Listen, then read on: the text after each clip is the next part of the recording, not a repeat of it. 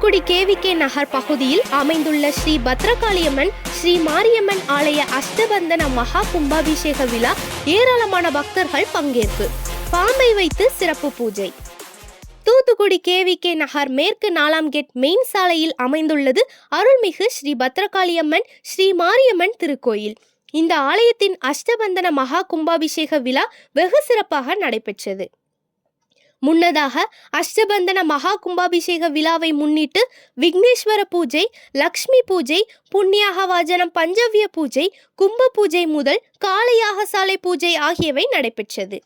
இதைத் தொடர்ந்து விக்னேஸ்வர பூஜை, புண்ணியாகவாஜனம், பிம்ப சுத்தி, ரஷாபந்தனம், 2ஆம் கால யாகசாலை பூஜை, ஷண்ணவாதி ஹோமம், நாடி சந்தானம், தத்துவார்ச்சனை, தசதரிசனம், பூர்ணாகுதி, தீபாராதனை நடைபெற்று புண்ணிய கலசங்கள் யாகசாலையிலிருந்து எடுத்து செல்லப்பட்டு ஸ்ரீ பத்ரகாளியம்மன் ஸ்ரீ மாரியம்மன் விமான கோபுர கும்பாபிஷேகம், அதன் தொடர்ந்து மூலமூர்த்தி மற்றும் பரிவார மூர்த்திகளுக்கு அஷ்டபந்தனம் மகா கும்பாபிஷேகம் நடைபெற்றது. பின்னர் மகா அபிஷேகம், சிறப்பு அலங்கார தீபாராதனை நடைபெற்றது. இதில் நாகக்கன்னியம்மனுக்கு நிஜ பாம்புகள் வைத்து சிறப்பு பூஜை நடைபெற்றது. இந்த கும்பாபிஷேக நிகழ்ச்சியில் ஏராளமான பக்தர்கள் கலந்து கொண்டு அம்மனை வழிபட்டு சென்றனர். பின்னர் பக்தர்களுக்கு அன்னதானம் வழங்கப்பட்டது.